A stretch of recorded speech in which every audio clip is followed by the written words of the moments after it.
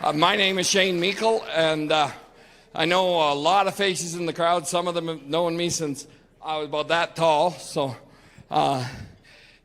we're going to get started here.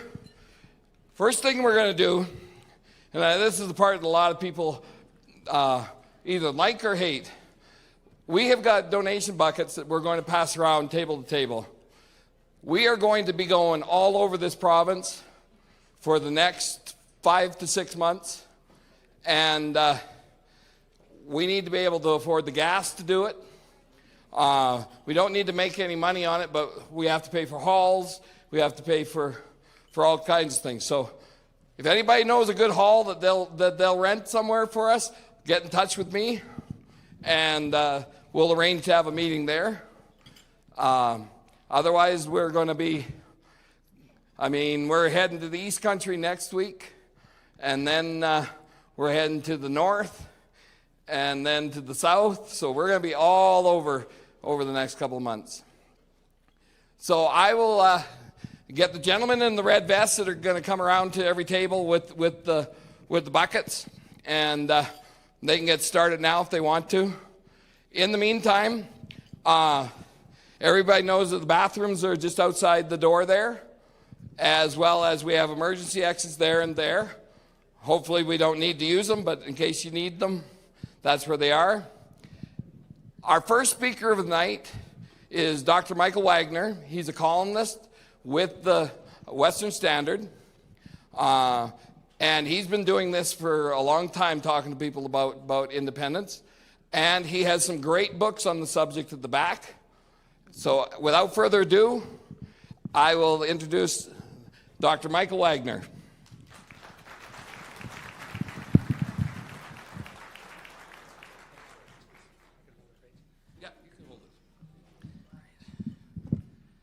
Thank you, Shane. Actually, just a little funny story. This is the second time I've been to Rimbey, and the first time was for my honeymoon. When my wife and I got married, it was June 1989. We were living near Edmonton, and we were dirt poor. So we borrowed one of our family's vans to live in for 2 weeks, and we came to Rimbey because that's as far as we could go with the money that we had. So this is a special place for us for that reason. So tonight, what I want to talk about is to say that Alberta independence is the way to preserve what was best about Canada. You know, Canada was once a great country. You can go for seconds of food if you want. That's more important. So feel free to get up and go. Okay, I'll just start this once again. So Canada was once a great country. For its first 100 years or so, Canada was known for exceptional national projects. We built a railway across the northern part of the continent. We built a country out of a rough and cold wilderness. We turned the wilderness into a prosperous and vibrant community, and our military was known for its effectiveness in many wars. So Canada was a great country.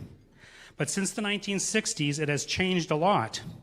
Liberal leaders decided to remake Canada into a different kind of country, one that prioritized leftist social engineering over the country's historic identity and achievements.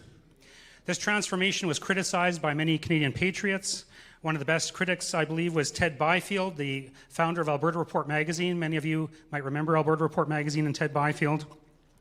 Now, Ted Byfield was born and raised in Toronto, but he came out west. And once he moved in Alberta and lived in Alberta, he became a fiery Alberta patriot, one who really believed in Alberta. Now, he talked about how when he grew up in Toronto, probably in the 1930s or so, Canadians still thought of themselves as British North Americans. Like our flag was the Union Jack, or at least the red ensign with the Union Jack in the upper corner. And the Union Jack actually consists of 3 crosses.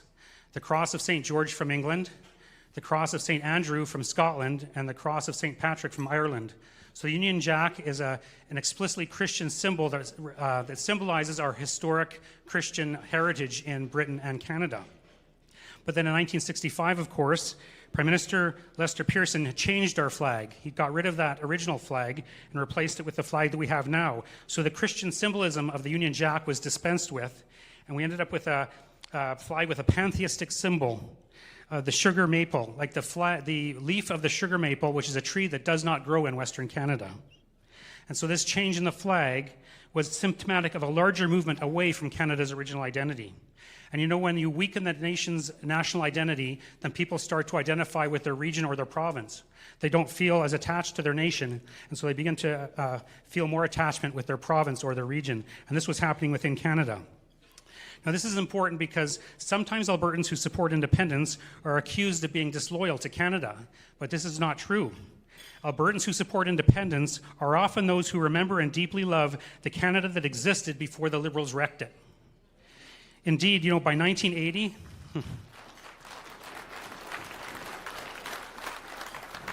by 1980, we were already beginning to see the emergence of two Canadas, Old Canada and New Canada. You know, and it was Pierre Trudeau bringing in the New Canada. So Byfield, when he talks about the two Canadas, he talks about Old Canada. Old Canada was essentially founded by Sir John A. Macdonald, who gave us a constitution in 1867, and New Canada was founded by Pierre Trudeau, who gave us a new constitution in 1982.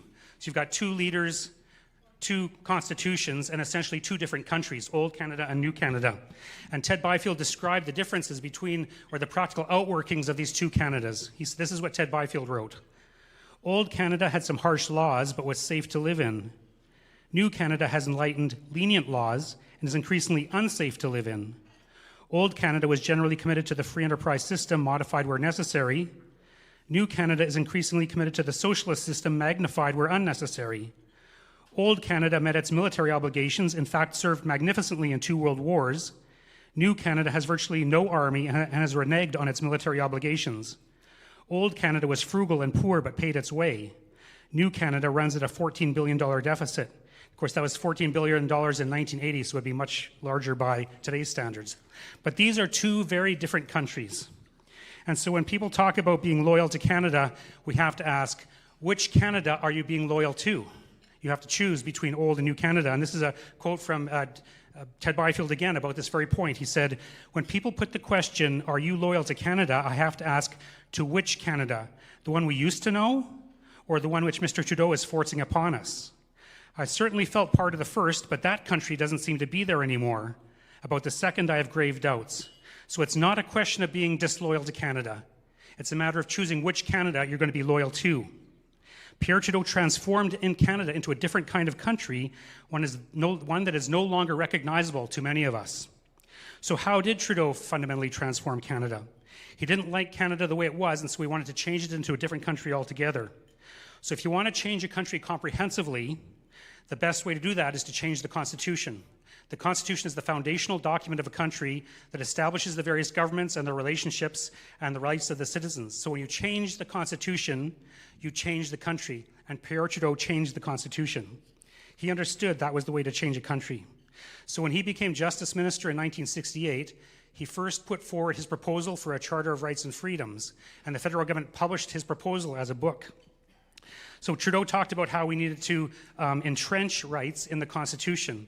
So there are countries with what are explicitly enumerated rights in the Constitution, like the United States has the Bill of Rights, where they had explicitly enumerated rights, whereas Canada followed the British system, where our rights were protected, but they weren't explicitly enumerated in the Constitution, so people couldn't see them word for word. And so Trudeau convinced people that that meant we actually didn't have rights protection.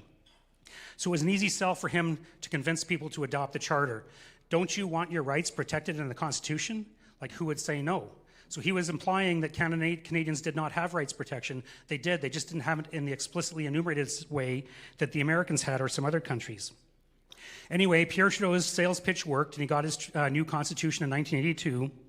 But the Charter of Rights and Freedoms had an equality rights section that did not immediately come into effect. So the Charter was adopted in 1982 officially, but there was 3 years before it would come in fully into effect, because they wanted to make sure that the federal and provincial governments had 3 years to change their various laws to bring them into conformity to the Charter, so that it wouldn't be a whole rash of lawsuits based on those laws not being conformed to the Charter. So the Charter came fully into effect in 1985, and our Minister of Justice in 1985 was John Crosbie of Brian Mulroney's government. So just when the Charter is about to come into effect, this is what John Crosbie said to Canadians, I quote, "The public does not realize that we already have had a revolution in Canadian society. The adoption of a charter was a revolution. It has changed the whole power structure of Canadian society. It has taken tremendous power from governments and given it to the courts of Canada, the Supreme Court of Canada, which is not widely realized. Therefore, we are in a whole new legal environment in Canada. There has been a revolutionary change. A revolutionary change. Who told us that if we adopted a charter, we'd have a revolution in our system? Nobody told us that till after. But a revolution it was, and over the next few years, so many laws in Canada were struck down by the Supreme Court on the basis of the Charter, because the Charter led to a fundamental restructuring of our country, a revolutionary change. Now, Dr. William Gardner, in 1994, he wrote that the Charter was, quote, an entire state enterprise for the reshaping of Canada. He went on to say, quote, Pierre Trudeau viewed the Constitution as a means to the achievement of some ideal state, an instrument for forcing society into a predetermined social and political mold. And that is exactly what Pierre Trudeau achieved. With his so-called Charter of Rights, he essentially refounded Canada as a different country, one that fit his ideological program. Each and every day, courts across Canada enforce Trudeau's vision of Canada using his Charter of Rights. So in this sense, Pierre Trudeau rules Canada from the grave. He is dead but not gone. His ideology continues to shape our country and will continue to do so thanks to the Charter. And I've got a perfect example of that from the National Post. This is from 3 weeks ago online, the National Post Online, January 29th, 2026. So it's by Ted Morton, a column by Ted Morton. Ted Morton was a political scientist at the University of Calgary for several decades. Then he was also a cabinet minister in Alberta's government. And this column is entitled, The Charter is Gutting the Provinces and the Data Proves It. And it's based on a study from the Macdonald-Laurier Institute. So what happens is, when provinces bring in laws, many times they're challenged under the Charter, and they go to the Supreme Court. And often the Supreme Court strikes down the provincial laws. So what's been happening, like Trudeau's been dead for 25 years, and yet every year in Canada, the Supreme Court is reducing provincial powers on the basis of the Charter. So he's dead, but his ideological vision is being implemented by the Supreme Court every year because he got the Charter implanted into the Constitution. So we have Old Canada and New Canada. Many people still remember the Old Canada and what it meant. We want our country back. That is why we support Alberta independence. Good Old Canada has vanished. In place, we have New Trudeau Canada, which reeks of wokeism, socialism, and emerging police state. But an independent Alberta can and will uphold the noble traditions and freedoms of the original Canadian dream. Thank you.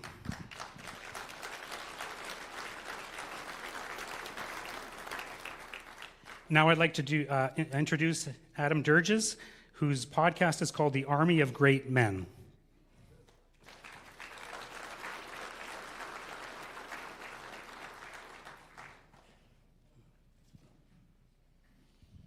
Thanks, Michael. We should have rehearsed. That's what I was going to say. Now what am I going to talk about? Jeez. Thanks, everybody. This is so overwhelming to see this many people that care, right? And that's better? Okay.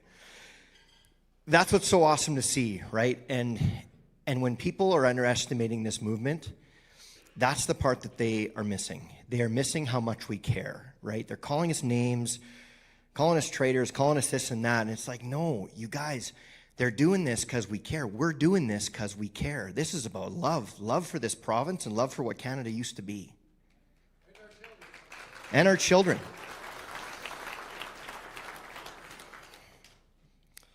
I want to talk about values for a minute. I'm going to extend a little bit on what Michael talked about. I actually don't think about values in terms of right or wrong. I don't. Right? Maybe, sir, you value apple juice and I value orange juice. That doesn't mean one's right and one's wrong. And beer. You value beer, okay? Yeah, well, we value the same thing then, yeah. But I do believe in sticking to your values. And I think what's happened is Canada's changed quite a bit. Canada's a different country than it was 12 years ago. And we stayed the same. And they're mad at us for not progressing with them. But we don't look at it as progress, do we? Like, that's not what we see. We like it the way it is. And that doesn't mean that, we don't want to grow. Everybody wants to grow. But, grow in the direction that we value, And so when I look at Canada, the first thing I started looking at when I was looking at separation, you look at it like, you're in a job you don't like or a marriage that isn't working or whatever. You don't just instantly go to, let's just throw it all away. The first thing you look at is, well, can I save it? Right? Is this something that can be saved? And when I realized that it can't, that it's not going to get better, that was the day that I said, okay, well then we got to save us. When you look at the disconnect in the way that Canada votes, this will blow your mind. So we have this illusion in Canada that we're closer than we think, right? That, oh, Pierre Poilievre could win, or we could do this. The only reason that we have this illusion is that there are 4 left-wing parties in Canada and 1 right-wing party. If there were 2, the divide would be so big, it would be insurmountable. So the only reason it's even close is because they split their vote 4 ways, right? You've got the Bloc, the NDP, the Liberals, and the Green. And I know the Green are only a couple percent, but still, whatever. When you add up those votes, left versus right, you see the divide in our values in this country. You see the divide. So I'm telling you, this will blow your mind. So Alberta and Saskatchewan combined in the last election, voted 74% right-wing, conservative. If you take Alberta and Saskatchewan out of the voting pool, the rest of Canada votes 62.5% left.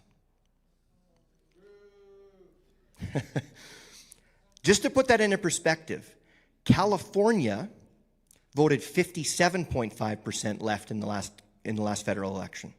The rest of Canada is 5% further left than California. In fact, there was only one state, I think it was, I should have looked, it was either New Hampshire or Delaware that voted further left than the rest of Canada did, and it was by like a fraction. So this illusion that we have that we're one election away from saving this thing is just that. It's an illusion. Does anybody think California is going to vote Republican in the next election? Well, they have a better chance than the rest of Canada. They're closer than the rest of Canada. It's mind-boggling. So now what do we do about it, right? How are we going to win this thing? Before I answer that question, how many people in this room have not made up your mind yet? Even like if you're 98% but not 100. Is there anybody here who hasn't made their mind up yet? On whether or not you want to leave, you're going to vote to leave Canada. 1? 2? Okay. Here's how we're going to win this thing. We need more. We are not going to win this thing by preaching to the choir. And in order to do that, we need to get uncomfortable. We have to, as a group, get uncomfortable. What do I mean by that? The people who oppose us are really good at making us uncomfortable. Do you remember in COVID, and I don't care if you got vaccinated or not, I personally didn't, but here was my personal experience during COVID, okay? I was under the impression that it was just me and a couple of crazy hillbillies that didn't do it. Because that's what they told us, right? That's what they told us. There's just a few of you, and you're nuts. And so they kept people quiet. And it was funny, last summer, I was playing golf with a buddy of mine, a guy I know pretty well. And he said, yeah, I didn't get vaccinated. The heck do you mean you didn't get vaccinated? Why didn't I know this? There were hundreds of thousands of people in that camp that did it, but did it quietly. Could you imagine how differently that whole experience would have been if the people who didn't do it were as loud as the people who did? There's always a section of the population that's going to follow the herd. But if we don't have a herd, they don't know who to follow. So we all need to step up as leaders. We all need to step up as leaders. But I got to warn you guys, I promise you, it is going to be more uncomfortable than you think. They are going to call you names. They're going to call you a traitor. They're going to call you every name in the book, and they're going to make you feel like you're a bad person for wanting to do this. And they're going to try to convince you that you're alone, that you're in the fringe minority. That's the game plan. And the one thing, you guys, the one thing the left does, I mean, there's a few things they do better than we do, but the one thing they do is they unite. And they convince us that we're divided. They are incredible at it. Think about even the exercise of putting your pronouns in your bio. Right? Retarded. But look what that does. It tells everybody what team you're on, right? It tells everybody what team you're on, and they do it without fear because there's no repercussions. Nobody comes at them for doing that. What's our badge of honor? How do we tell people what team we're on? Are we afraid to tell people what team we're on? Are we afraid of making Thanksgiving uncomfortable or Easter uncomfortable because we know that if people in our family find out what side we're on, they're not going to like us? Guys, that's their script. That is their script. I'm in a unique chair because I get hundreds of direct messages every day on social media and all this stuff. And I get to see, it's really neat. I get to see their script. I get to see what it is. So when this whole separation thing first started, the first thing they said is, oh, these guys are idiots. It's not going to go anywhere. Oh, yeah, right. It's a pipe dream. Don't even worry about them. Well, then they started to see the lineups, and they went, oh, geez, we might have to worry about these people. And then they started to panic. Well, then it's, you couldn't separate if you wanted to. Alberta could never make it on your own. You're landlocked. You're this. I just heard a story of someone told me earlier that when what was the one to stay in Canada? What was that thing called that Thomas Lukaszuk did? Forever Canada. I just learned that the canvassers, even though they weren't registered, they were going to all the old folks home in Camrose and telling the old folks that if they didn't sign this, they were going to lose their pension. Yeah. And there's no consequence, right? So, you guys, we need to be so fortified and so united and so educated in order to win this thing. It's crazy. And so your job, this is your job. I'm tasking every one of you with this job. You got to educate yourself up the wazoo on all of this stuff. And we're going to help you with this. Chris is working on stuff. My girlfriend Ange and I were working on a website to help you answer all these questions. What we actually want to do is build something so that when you're sitting down with your friends and family and you say, you know what, I need to tell you something. I think I'm leaning towards separating. Are you? Yeah. Can I show you why? And then pull up information. Find out what their biggest concerns are. And the way we want to do the website is to answer that CPP question or any other question. Go to the website, type in, is my CPP safe? And 4 videos will come up that'll explain exactly just how safe they are. And so we want to arm all of you with the ability to have these conversations from an enlightened and educated perspective with the people who wonder. Because I promise you guys, everybody in this room has a number of people that look up to you and respect you. And you can use that. You can use that to win this thing. Because the beauty of this one, you guys, the beauty of this election or this referendum is it's the first one we've ever had that's ours. This is ours. And I don't know about you, but every time there's a federal election and they call it before it hits Saskatchewan's border, I just want to throw a chair through a window. When's the last time we had a vote that counted in this province? It's now. And so I'm telling you guys, it is going to get ugly. It's going to get mean. They're going to do everything they can to stop us. And that's why I'm telling you, you have to be willing to get uncomfortable. The same way, if we were uncomfortable and more vocal during COVID, maybe it would have been a bit of a different result. Maybe the lockdowns wouldn't have worked. Maybe all those things. Maybe we could have ended it before the trucker rally did. And that's why I have so much. Where's Chris? I have so much respect for Chris because he was one of the loud ones.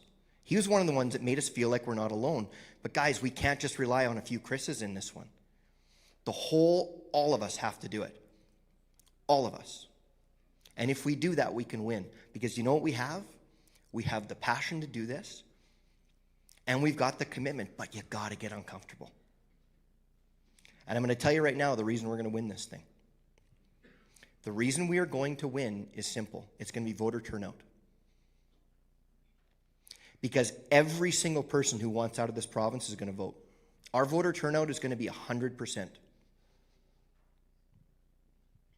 We don't need 51% of the province to vote for this. We need 51% of the votes. And when the voter turnout is 100% on our side, that's what's going to do it. Because their side is not going to have 100%. So can I count on you guys to get brave? Because that's what it's going to take. Okay, now just a sec. I gotta gotta take a photo of everybody here. I'm gonna get in it, just a sec. This is a verbal contract he just made with me, by the way. Everybody said they're gonna get brave, so hang on. Okay, everybody say cheese.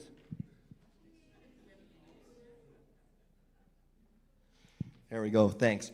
And you guys, it's going to be very entertaining. I promise you, when you get loud, the questions you're going to get asked, the things they're going to say, they are hilarious. Some of them, like, there's really good questions, and some of them are absolutely hilarious. Like, did you guys know that tonight's event was paid for by Donald Trump? Did you know that?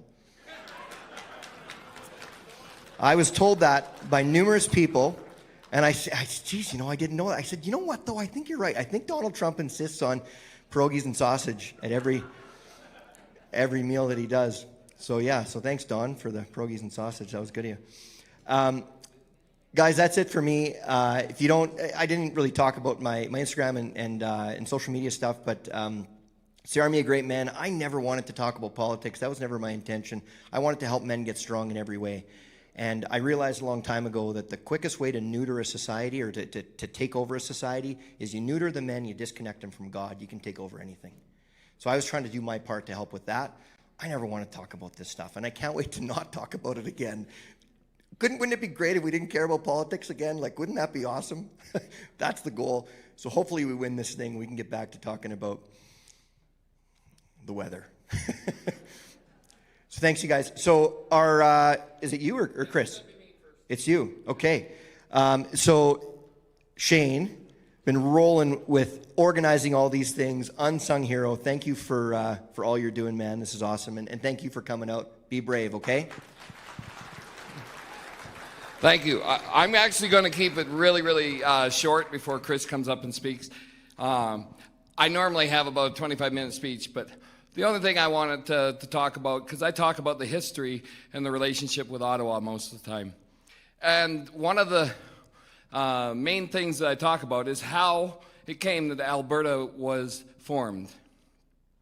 In the 1880s to about 1905, there was a huge American settler movement that moved up here into Alberta, and they were very much pushing for exactly what we're wanting to do, but it being a territory, it would have been a lot easier for the United States to absorb them. Now, we're not wanting to be an American state, but they were very much focused on that was their goal. And the reason that I wanted to have that part as what I talked about is the town that we sit in was one of the centers in that. And most of the people from Rimbey itself know that the original name for Rimbey was Kansas Ridge. And that was because of the settler movement. If you go up the road here, by where I live, you have USONA, which a lot of people don't realize that stands for, USONA stands for the United States of North America. The original name for the city of Airdrie was Yankee Valley.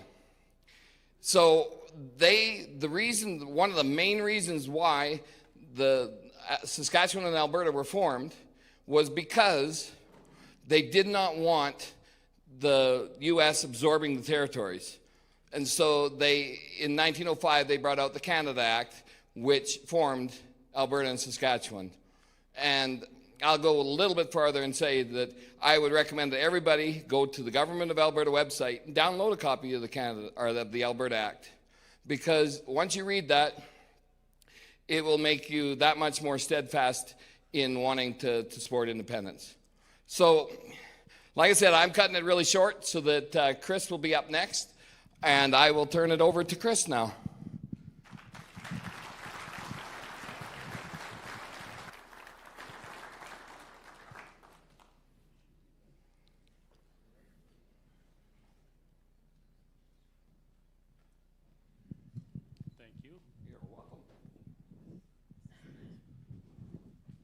Well, I'm going to keep it really short, too. I'm going to condense my normal talking points into an hour and 45 minutes. Hi, Mom. Okay. We've all heard people talking about the inequities between the East and the West in Confederation, right? We've felt that for years. We've felt it in our taxes. We felt it when we turn on the TV for whatever reason, and we find out that our federal government has been elected, and our votes haven't even been counted. We feel it when the CFIA comes in and they say, I think I saw your chicken sneeze, now you have to kill them all. We feel it when all of a sudden our work is just gone because we can't move our resource to Tidewater, to export it. We feel it when we hear our Prime Minister tell the world that there's no business case for Alberta energy and therefore we don't need to build infrastructure. We feel all those things. And the feeling that it causes is probably anger, a little bit of frustration. Some people it's despair, some people it's just sadness, but we get angry about that. And on social media lately, I've been seeing the people that are opposed to a sovereign Alberta saying, oh, you're just bitching about this, you're just whining, you're just crying about this. Shut up and pay your federal taxes, one Toronto podcaster says. And it occurred to me that for 120 years, this province has been working towards something that is new across all of Canada, something that's never happened before. All of these things that have caused Albertans to be upset or sad or in despair, all those negative things have created the greatest opportunity that this country and this province have ever had. We have the opportunity to do something that other people die for. We have the opportunity to create something that in other parts of the world took hundreds of years and hundreds of thousands of lives. We have the opportunity to come together as Albertans and say, we don't consent any longer to being governed in a way in which we can't influence the governorship, as in the government, and that doesn't benefit us. We have an opportunity to just say no to federal overreach into provincial sovereignty. And it just so happens that we're probably the only province, Saskatchewan maybe, who could do this at this time. Why? Because of all the tribulations we've gone through leading up to now. Because of all the times that we've come to the realization that it doesn't matter who we vote for in Alberta on a federal level. It doesn't matter how hard we campaign for the apple-eating guy that's cool. It doesn't matter. Our voices aren't heard. So we can't influence our representation to the point where it changes our future. And therefore, all we can do is be the nagging, whining, embarrassing cousin of Confederation that the other provinces really don't like anyway. Except, in this country, there is a legal path to sovereignty. There is. We have an opportunity to just simply use our voices and depend on a paper and change the outcome for ourselves and our kids and our grandkids. Do you know what that is? Do you know what our opportunity is? It's never been done in Canada by the people. We have the opportunity to contribute to the Constitution of Alberta. Do you know what that means? When the British North America Act was penned, it wasn't a group of people like you, hard-working contributors to Confederation, who got together in a room like this and decided, this is how we're going to be governed. This is how we're going to allow the government to limit our freedoms from time to time. These are the rules that we consent to living under. We didn't do that. Some very powerful, elitist people from Eastern Canada went to London, and you can look this up if you want, and they sat with representatives of the Crown and they wrote a constitution that was passed in British Parliament that forever subjugated every Canadian. Did you know that? It wasn't the people. And now in Alberta, we have an opportunity to tell them no. We've grown up. We can stand on our own 2 feet. And now we're going to choose how we're governed. We are going to choose how the government may interact with us.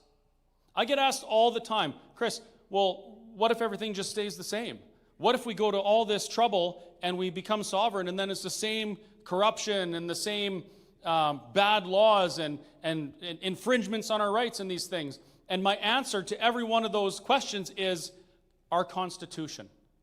We have an opportunity to draft a document and create a nation that aligns with our values. And that's never been done before.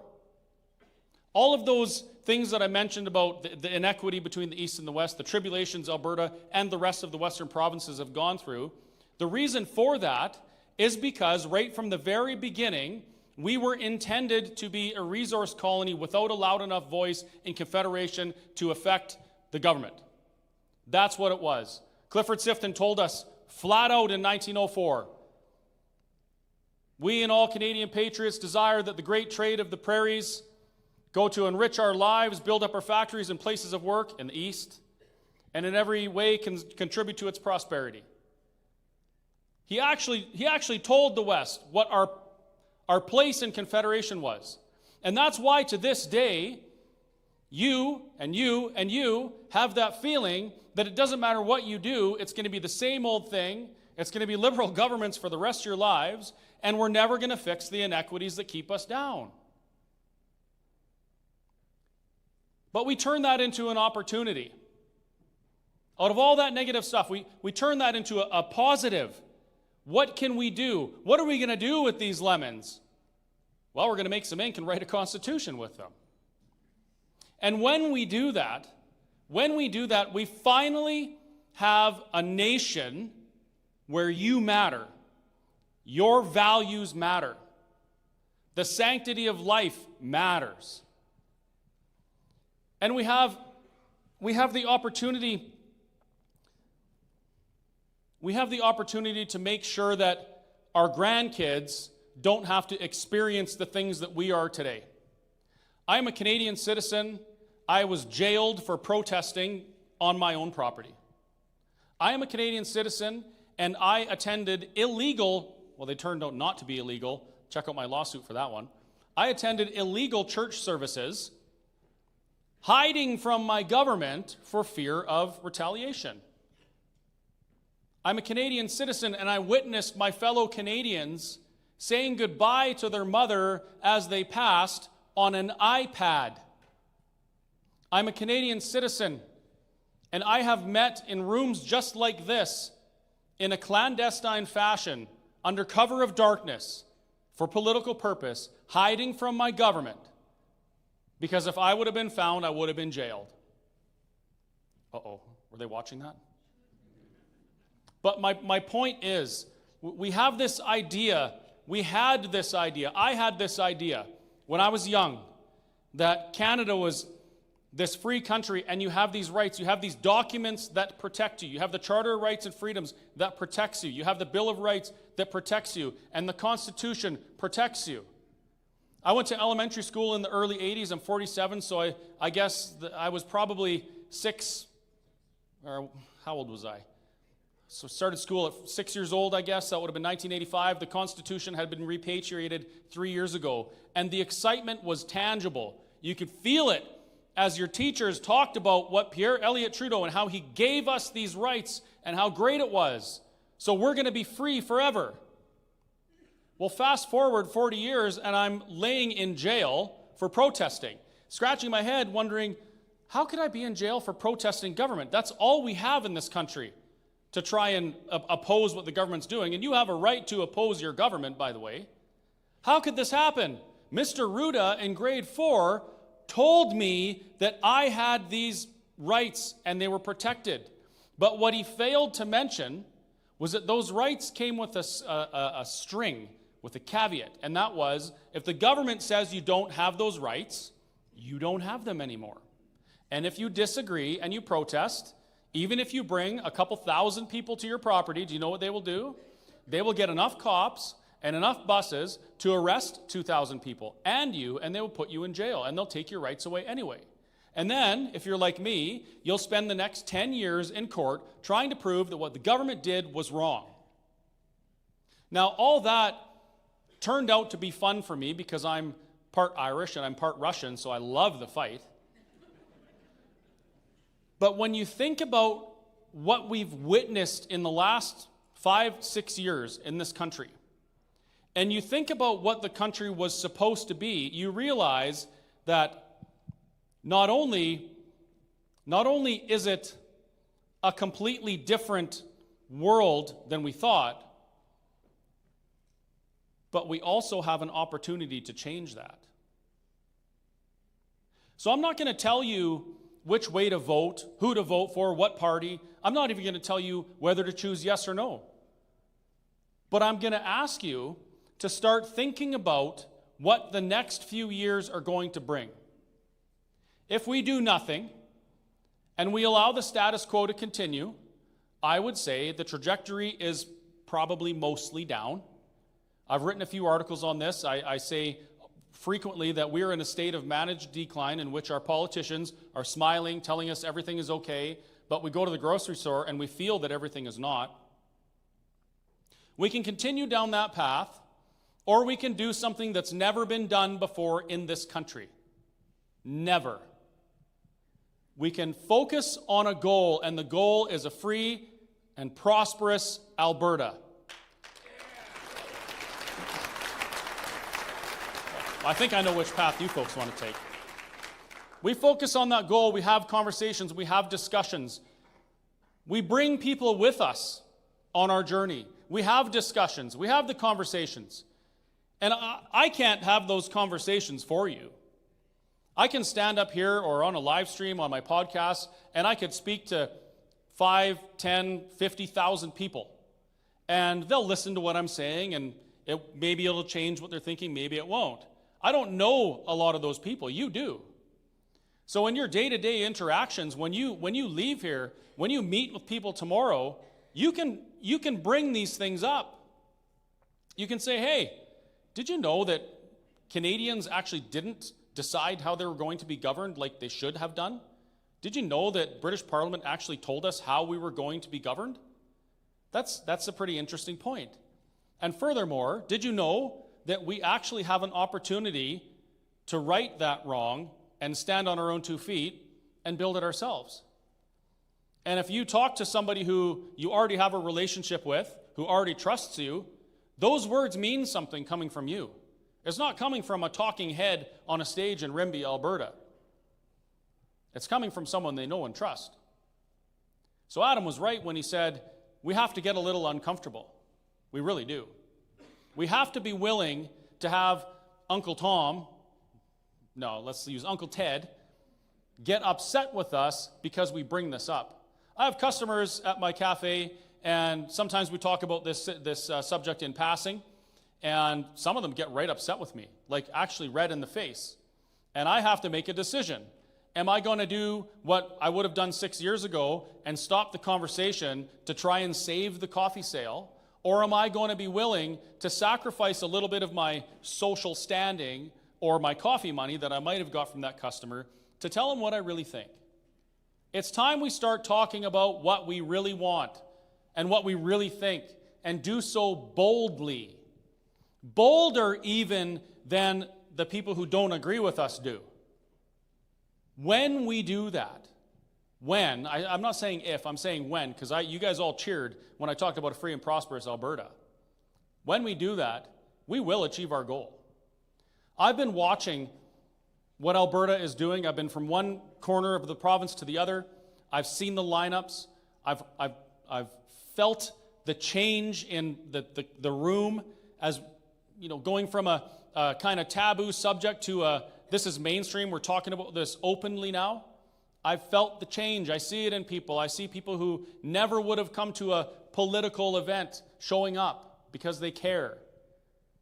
And because of that, I can tell you, Alberta independence, it's not only necessary, but it is inevitable. I just want to make sure it happens in our lifetime so that our children can benefit.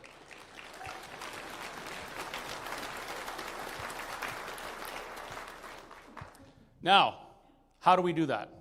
Well, I can tell you what I'm going to do, and some of the volunteers who helped put this event on, who, by the way, just showed up and asked to help. What we're going to do is over the next period of time, up until around the beginning, first week of October, I want to do 200 events like this. 200. And of course, I'm not going to be at all of them because that'll kill me. There is a growing group of people who are willing to speak and share their thoughts about this and discuss and connect with Albertans. They're going to be going to things like this and having discussions and conversations. They're going to be going and trying to change the hearts and change the minds of those people who are entrenched in the status quo. 200 events in 186 days. That's what it looks like. And that's what we're going to do.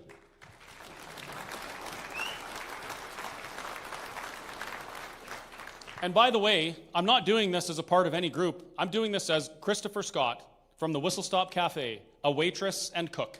That's it. I'm not special. I am an ordinary, average, everyday Albertan. I am. Why are you laughing at me? I am.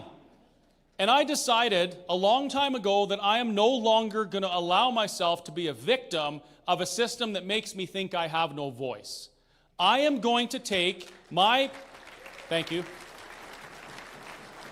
I'm going to be responsible for my future, and I'm going to take control of the things that I can control.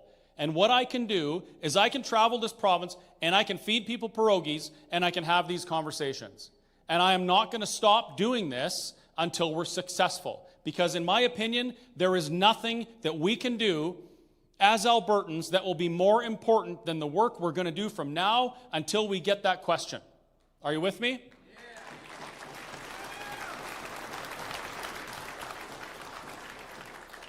And for all of you in internet land, share this. Talk to your friends. Tell them you need to start having these conversations. Don't tell them. Ask them to have the conversation. Because the question is going to be asked. And if we're going to answer the question, we better know, we better be educated and be able to make the right choice.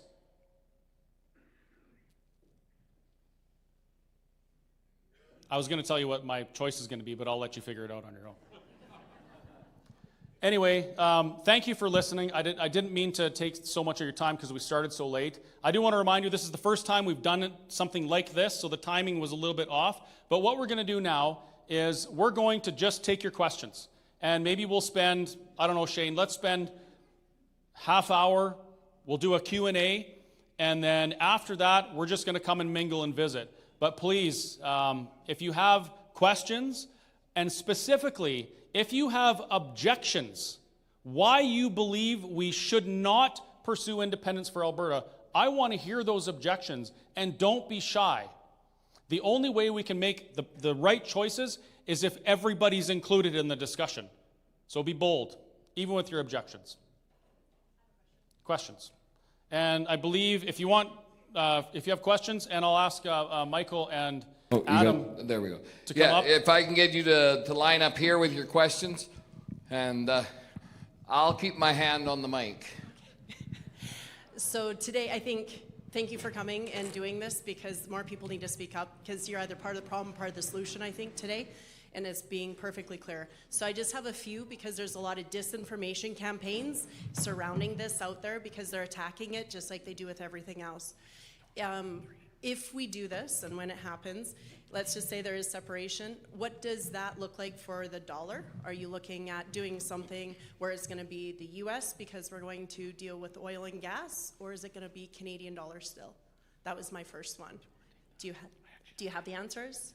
And it's okay if you don't, but I just, from the horse's mouth, instead of the disinformation campaigns that are out there. Okay, so is this one working? No. It's working. Is it working? Oh, okay, so the question is about currency. Now, full disclosure, I am terrible at finances. Don't take my financial advice. But this is my opinion, based on what other people, what I've learned from other people, and from reading, by the way. As Alberta, there we go. As Alberta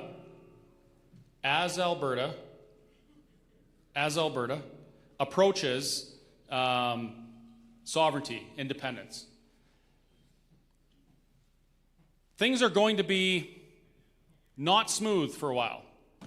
The Canadian dollar, in my opinion, my very humble opinion, ask your financial planner for his advice, the Canadian dollar, in my opinion, would probably not do too well. Alberta is roughly 15% of Canada's GDP, but Alberta's GDP is almost 90% new value creation. That means we're producing things, we're extracting resources, we're providing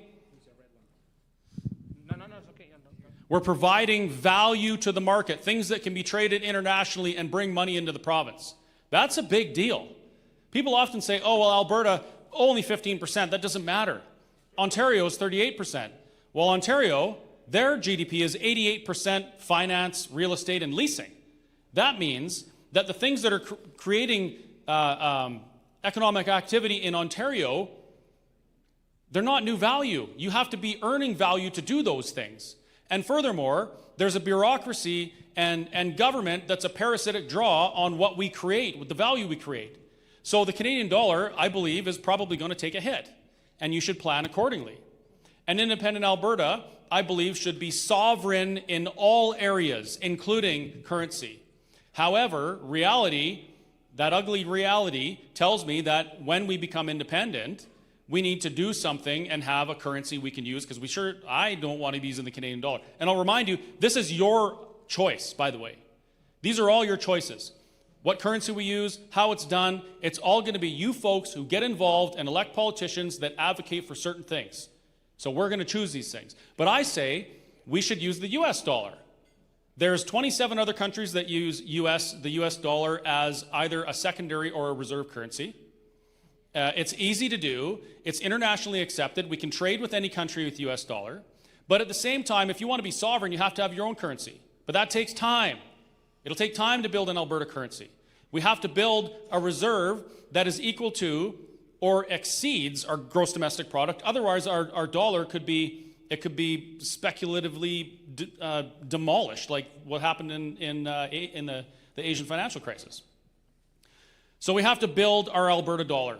But in my opinion, US dollar first, moving towards sovereignty over a period of 5-6 years with an Alberta dollar, backed with a hard asset, by the way.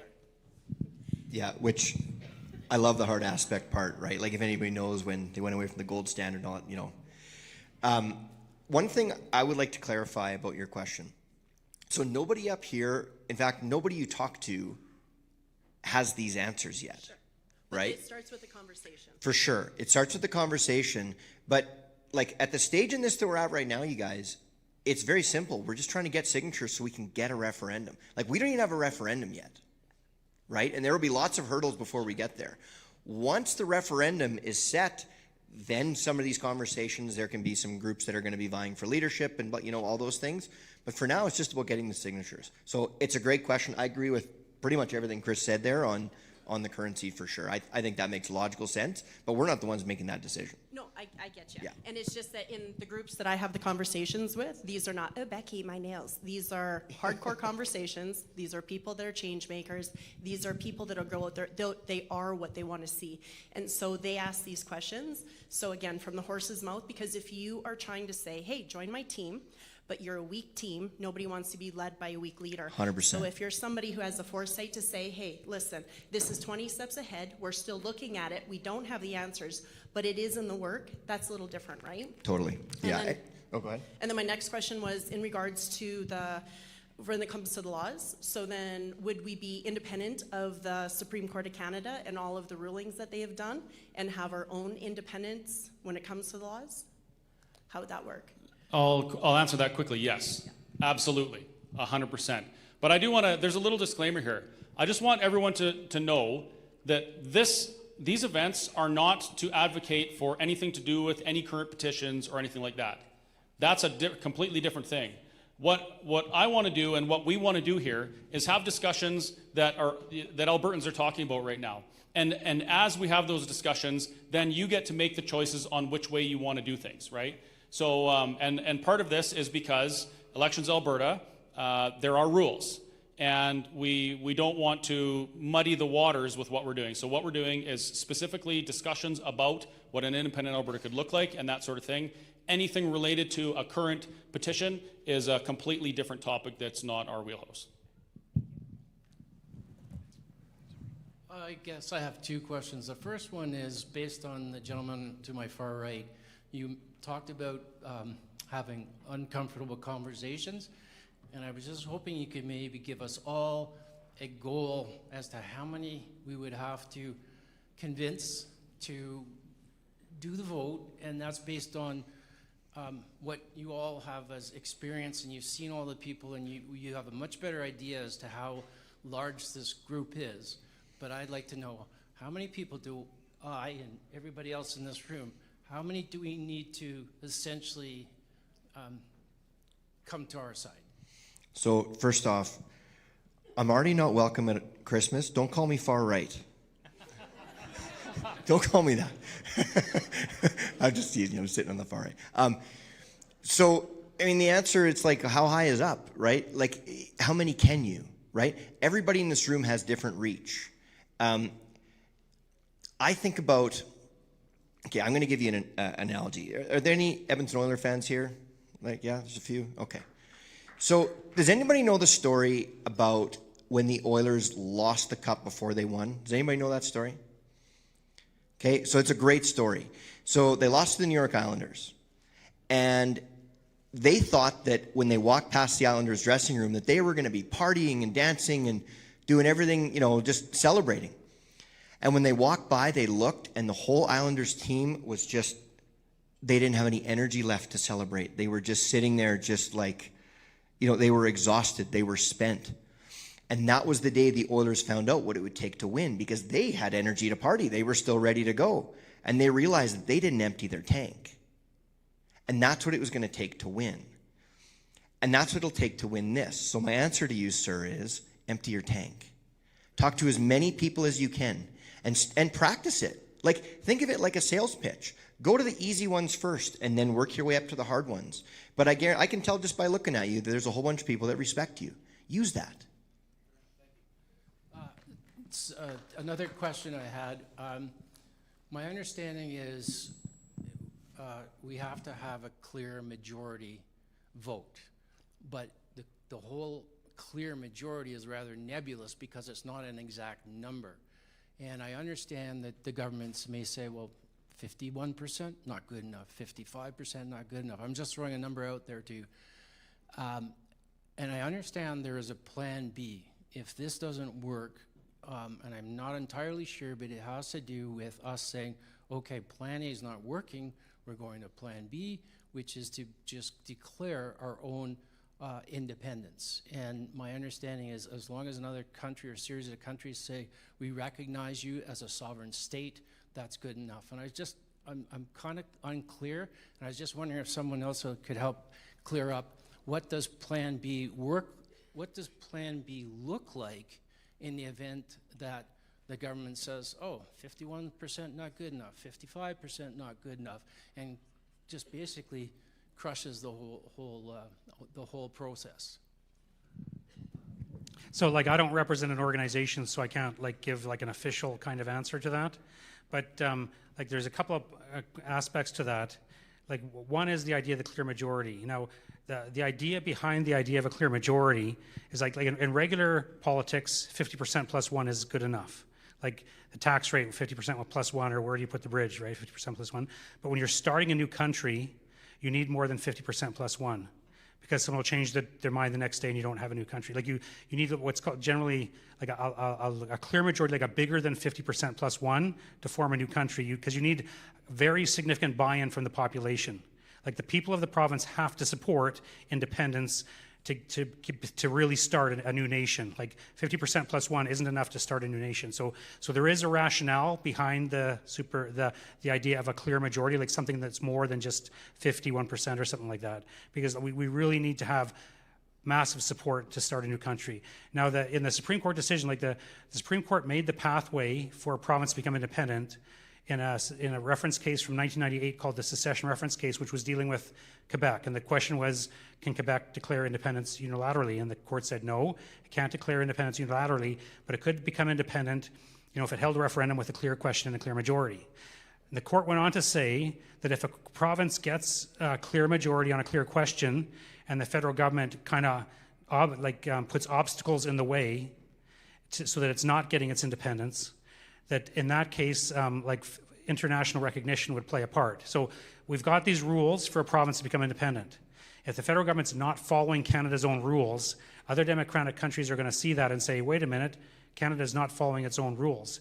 And if Alberta is following the rules and Canada is not, those countries will sympathize with Alberta.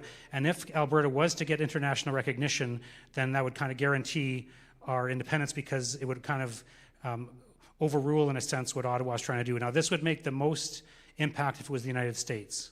So if the United States recognizes Alberta's independence after a proper referendum, there's really not much that Canada could do, because Canada is much weaker than the United States. So international recognition would be a key thing. If the federal government is not following the rules, the international recognition could get us over the line, and especially if it's the United States. And right now, there's indications that the current administration would be willing to recognize Alberta independence. Now, in a few years from now, we might have a different administration that's not at all supportive of that.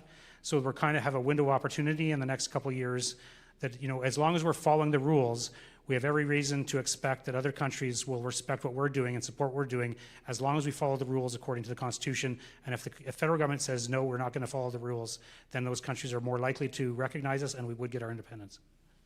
And I'll just add to that, one country that is quick to recognize independence, I think my mic's a little bit too loud there, Max. One country that's always quick to recognize independence as achieved through democratic process is Canada. Exactly. But the reality is, the Clarity Act and pursuing it through our legal pathway as afforded by the Supreme Court decision, that is a preference. That is a preference that Canada would prefer that. But the reality is there's only two things needed for independence, and that is the will of the people and international recognition. That's it. So we need to make sure the will of the people is very loud. And I'm going to ask a favor. Folks, when you're asking a question, we really need you to just get right to the point of the question. We're going to try and get through these as quick as we can so everyone can get their questions in. Oh, thanks. This question is for the view of, let's just say, now we're at the point that everything is yes, and we become an independent country. How do we have it so we don't have a de facto government in place? Because as you have right now, our premier, we have our different MP, all these people. How do we make it so that we're going to come from, this government that's already there, so that it's being guided by the people? Is there going to be, I don't know if this is a discussion that people have had already, Is it a group of people? So a lot of people have been asking, what happens after yes? How do we make sure it's us, not the government putting One word. One word. Constitution. Constitution. Who builds that? We build it. Who's we? The people of Alberta. How do you get 1 million voices to put all their stuff forward for a constitution? You support people who are advocating for constitutional things that you agree with, right? There's going to be people that attend constitutional conventions. That's what's going to happen. Referendum, independence, constitutional convention, that lays the groundwork for everything. You want to talk about how we make sure we don't have a de facto government or a government that can steamroll our rights and freedoms? You have a constitution that first and foremost upholds the right to free speech. That is so important. You also have a constitution, now this is a tough part to swallow, but it's true, that gives the people the right to defend themselves. The United States is, it's not actually a democracy, it's a republic. The United States has maintained their freedom for 250 years, it's the 250th anniversary this year, by the way, because they have free speech, the right to bear arms, and the right to form a well-regulated militia to protect against government tyranny. That's that going to be done in the first year? In the first year, or is it, some people think it's going to take a while to get a constitution together? Can I? Yeah, go ahead. So one of the things we have to understand is that, let's say there's 70% that vote for independence, right? And you got the clear majority, and that's clear. There's still going to be this working out period, this period where we've still got to negotiate our way out of Canada, right? So all the referendum does is it triggers a good faith negotiation with the rest of Canada. That's not going to happen instantly. There's going to be some time. And during that time, all the things that you're talking about, that's when we're going to work them all out. Because there's going to be this sort of period of limbo before it's all done. It doesn't happen instantly. Yeah, great question. But if you want to, sorry, one more thing. If you want to expedite that process, you make sure that the will of the people is a large will, right? The higher the percentage of Albertans that want this, the shorter the negotiation period is. Go ahead, young man.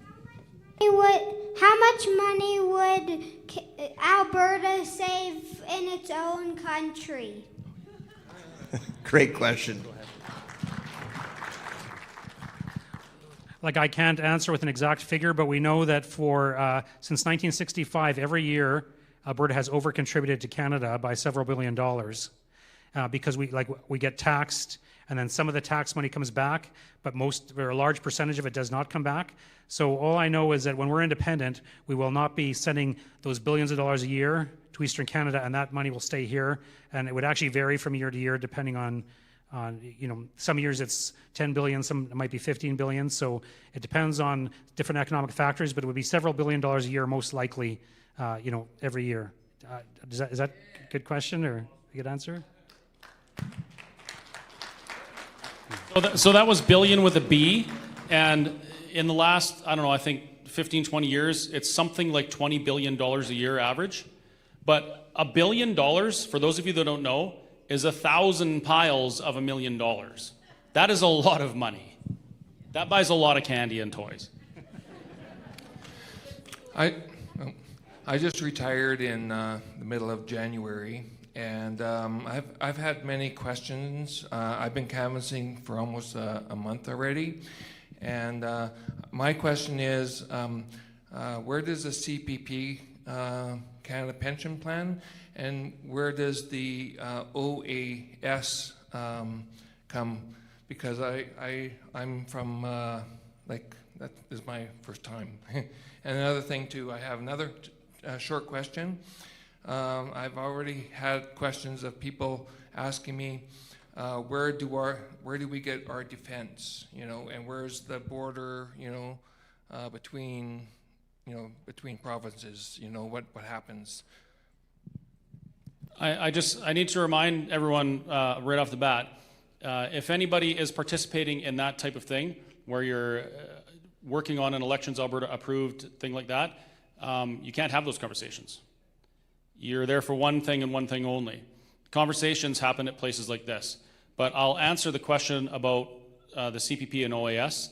Though Alberta should have their own pension plan already. The Alberta First Pension Group, they traveled around the province, they showed the math, it's very obvious that Alberta should have had a pension plan before. That was one of the things in the firewall letter that Stephen Harper helped create to insulate Alberta against the federal government, was have their own pension plan. So we should already have it, but it becomes a negotiation thing. Same with old age security. Old age security is a federal entitlement, so that would be something that Alberta would have to take up.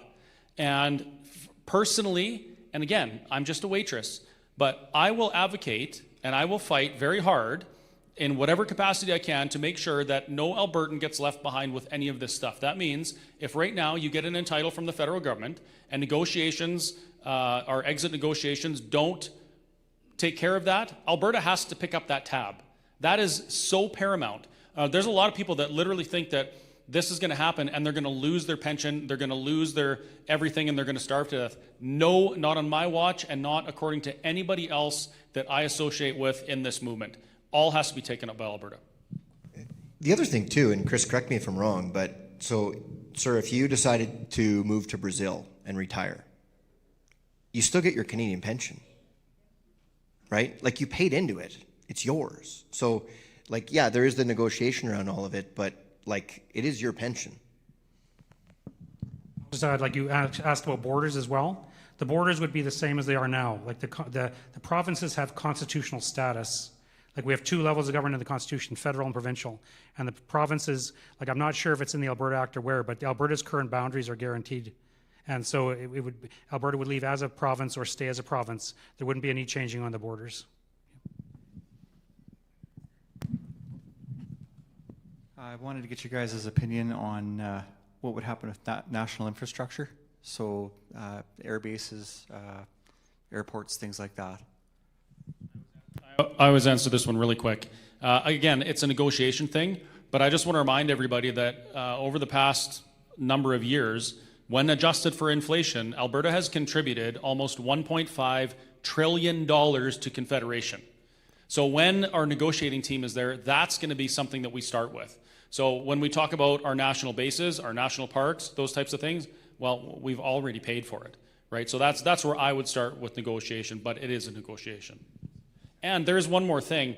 There's a misconception that I've seen on social media where people say, oh, well, Alberta, if you don't want to be under the Constitution, well, then you no longer have those constitutional borders, and you no longer have your constitutional right to your resources and things, and it goes back to Ottawa. Wrong. That's not how it works. On the international stage, when a country or when a region secedes from their parent nation, all of the assets, land, and resources go with it.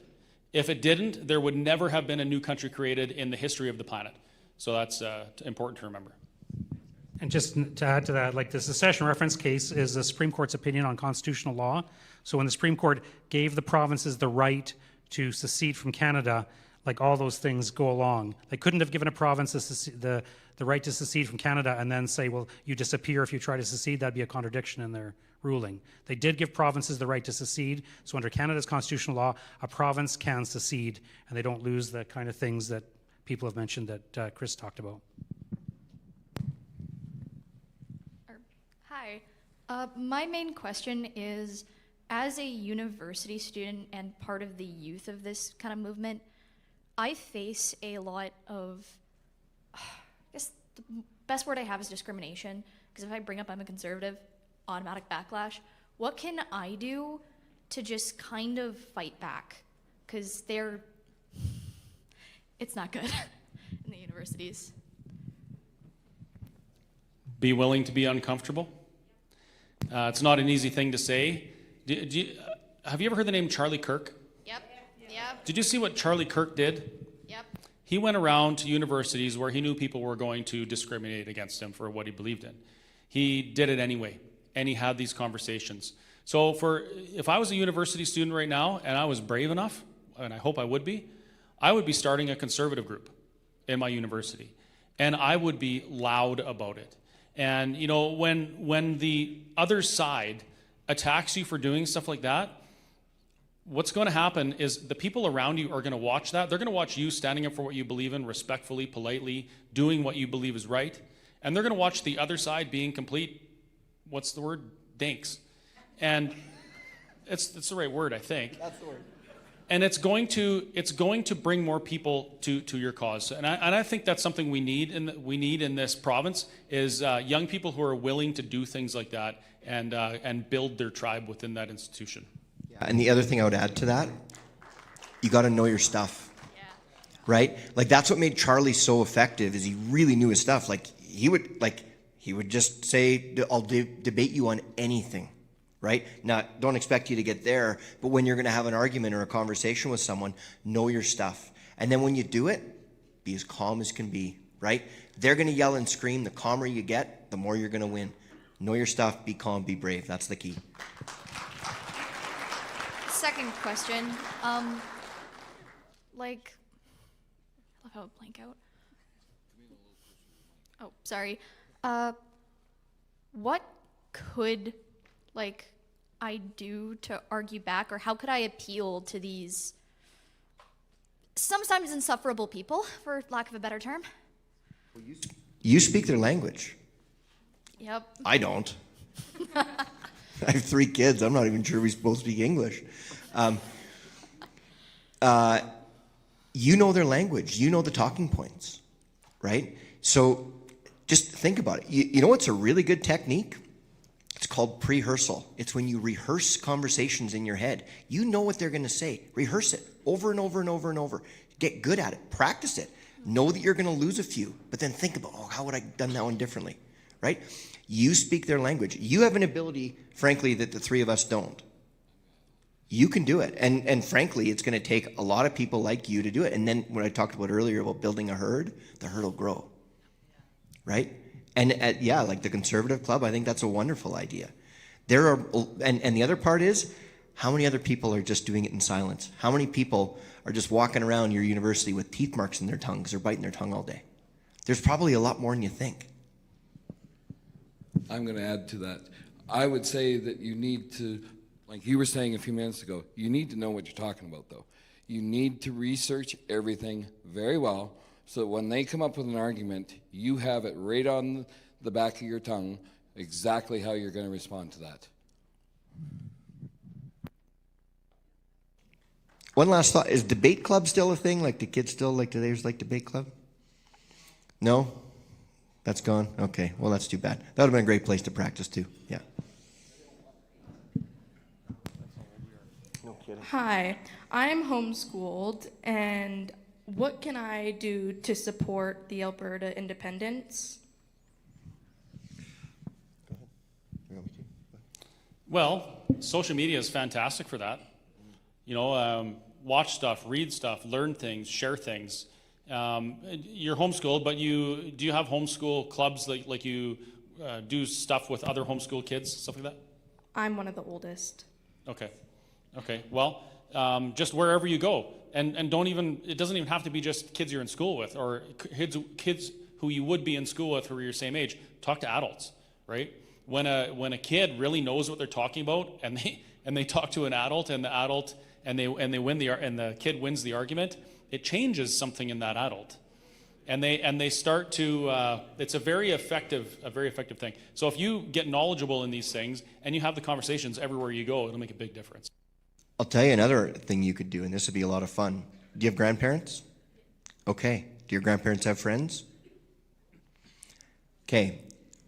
Somebody write this down. Figure out the math on what it cost your grandparents to buy their first house in terms of their percentage of their income, their ability to do it, how affordable it was, and then show them the math today. Show them the math today and then say, Grandma and Grandpa, how am I going to buy a house? How am I going to get ahead? You had this wonderful life because the country looked like this then. Show me. If you were me, what would you do? What opportunities do I have? Get them to vote for you.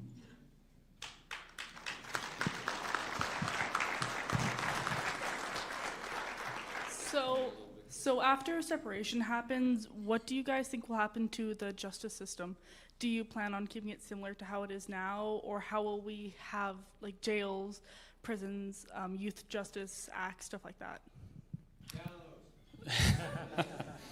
Well, I would like a justice system that believes in justice, for starters. That'd be cool. I would like a legal and a justice system that we have a say in who is ruling. You know, I would like to see that we can influence who our judges are. I would like to see a nation where the government wasn't allowed to spend more than, like, I don't know, maybe double what you could afford to spend to defend yourself. It cost, not me, but you folks who supported me, $340,000 to defend myself against the charges that AHS put on me. There's no way I could have done that. So I would like to see a just system, one where we have just as much ability and power to defend ourselves as the government has to prosecute us.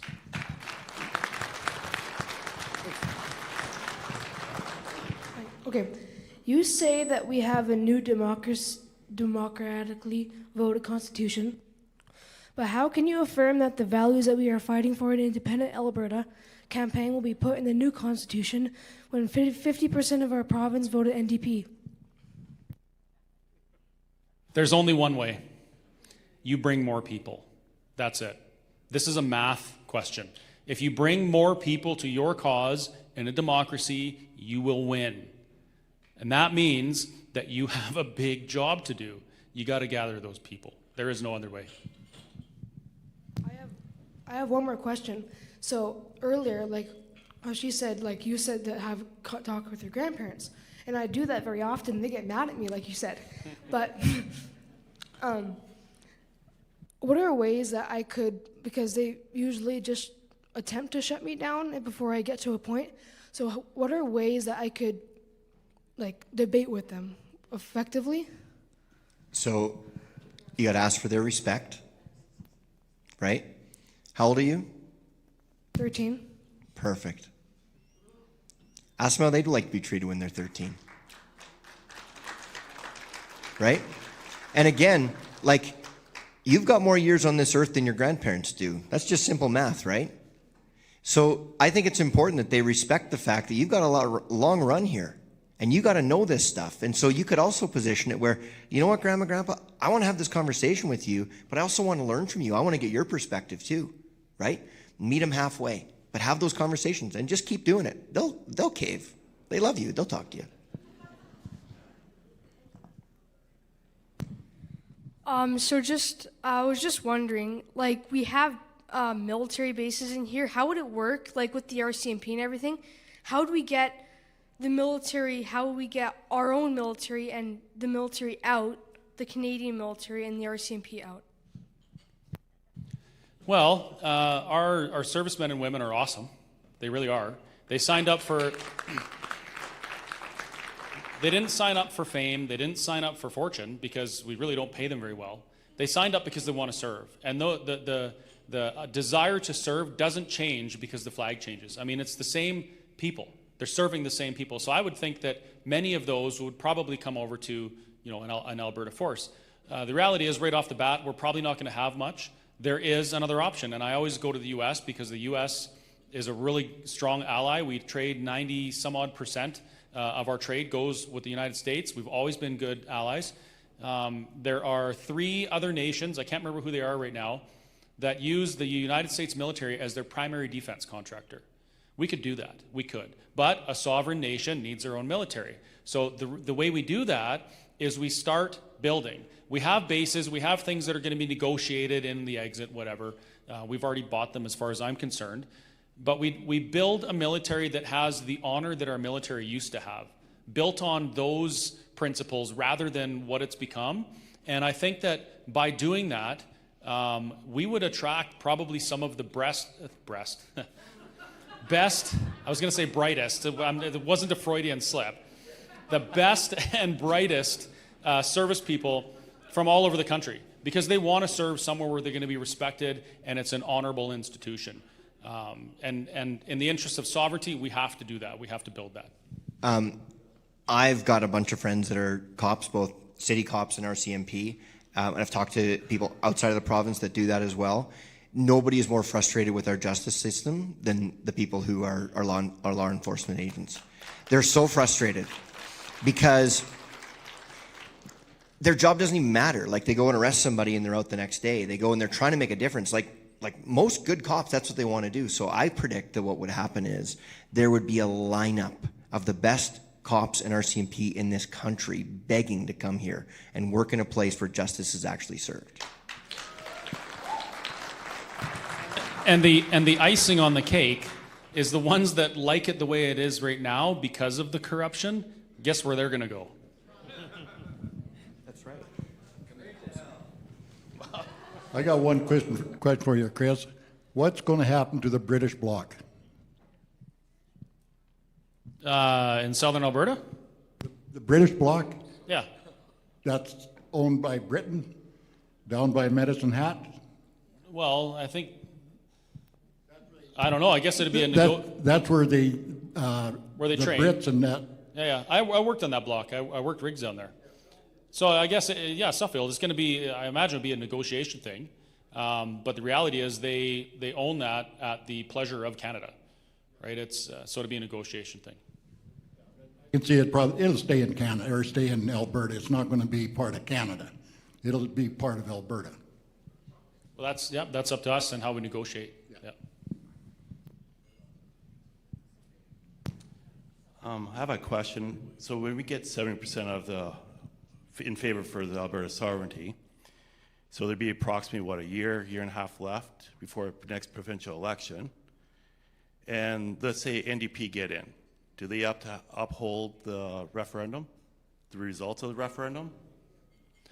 If we have 70% of Albertans independence-minded, do you think we're going to have an NDP government? As an independence-minded Albertan, would you allow an NDP government to rule you again? But you look at Edmonton and Calgary, there was Yeah. a big, huge NDP Sure. things. Things happen. It's a thing, like you do get large portions, 70%, but that's not a guarantee that everybody's going to vote, because the provincial elections, now people are going to go, well, I don't want that now. I'm going to vote for NDP. Okay. But do they have to actually uphold the referendum? Because that was under the old government. And so now under the old government, does the new government have to uphold that? Well, theoretically, yes. Okay. Theoretically, yes, but they're legislators. They could change the legislation. Right. But the reality is, and I said this before, there's only two things we need: the will of the people and international recognition. Right. So if we get to a point where there's roadblocks put up by government, and government's not supposed to put roadblocks to democracy. They're supposed to facilitate, right? So if we see that they're putting up roadblocks, there's a multitude of things we could do. We could do the same thing like we did a few years ago. We could fire Jason Kenney. Fire the government. We could build enough people to the cause that we could, the government becomes irrelevant. There's a number of things we could do. And these things aren't actually as contingent on government as people think. The will of the people is supreme to government. It's the will of the people that allows the government to be there in the first place. So if we show the will of the people wants something and the government doesn't do it, they simply cannot keep power. It doesn't work that way.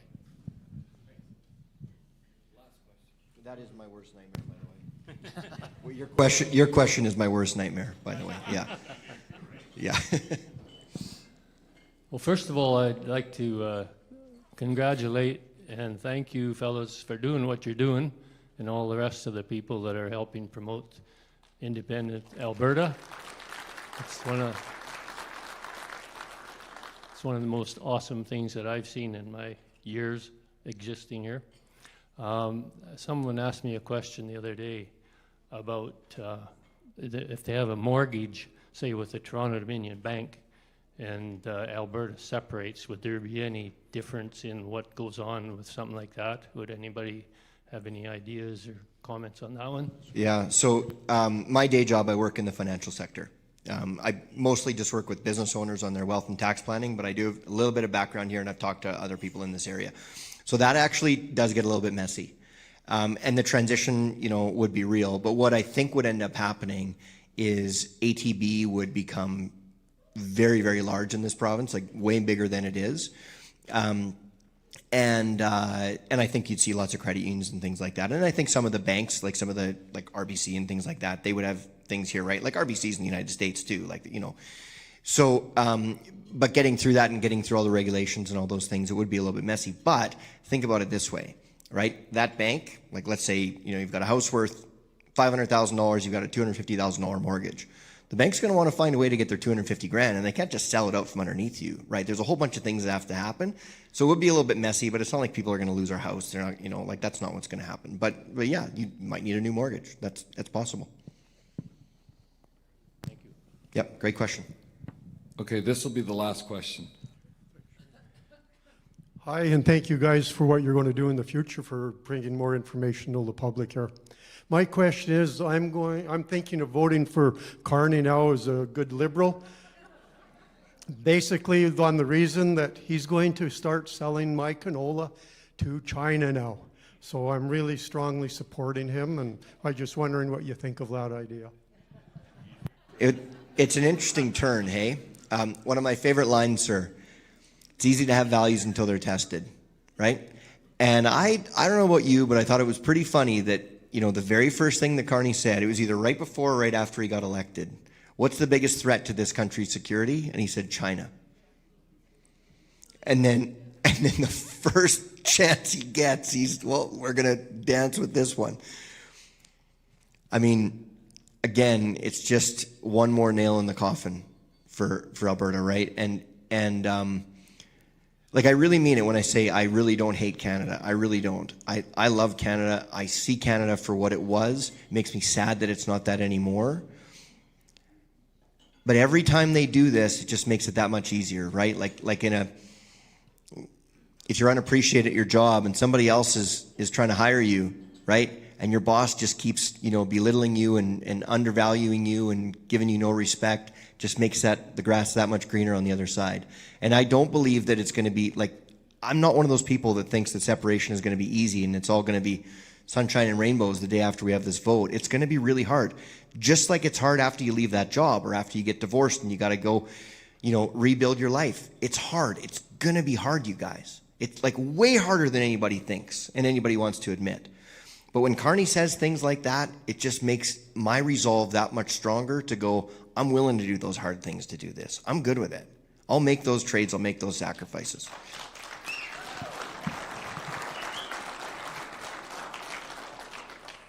Like I was at the Golden Circle in Red Deer last night, Dr. Dwayne Brandt, and anyways, there were a number of farmers there last night, and they were very liberal and NDP, and this is why I presented this question, because I think you guys need to be able to deal with this, because these guys had no idea, and I wasn't bringing my information out very well. And they have no idea what happened to even cause this tariffs to happen on the canola. They forgot about the EVs and everything else. Probably it was even set up 4 or 5 years ago between we and Carney when he was still making $30 million a year as a Brookfield person. So you guys have to be ready to talk to them, because these farmers last night, they were right out of their friggin' mind. They're all Carney, so you guys need to know. How many days we have? 250? Whatever it is till the... Something like that. Yeah, so we got time to talk to them. Okay, I'd like to thank everybody for coming out. Just so you know, we have an event on Monday night at the LMC in the county room where the... Was that? Oh, you knew that. And right across the street, the gentleman that Brad was talking about, Dwayne Bratt, has an event against independence. So I would encourage anybody that can come out Monday night to come out to Lacombe and let's show them which side we're on. And on Friday night, if anybody has anybody they know down in the Viking area, we will be in Viking. So, just to show you that we have currently 555 people watching online. From all of the province, I got from people from Newfoundland watching, because they are doing the independent stuff over there too. They're pissed off as we are here. Okay, thank you.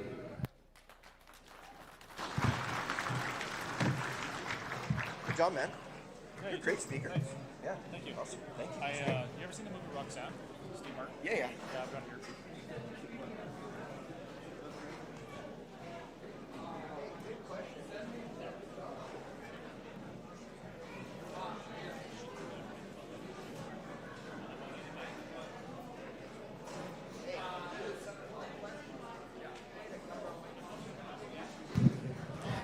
One more thing.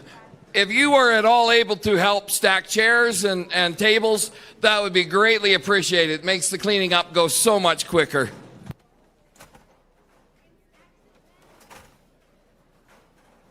I'm being told to make sure that they're in stacks of 10.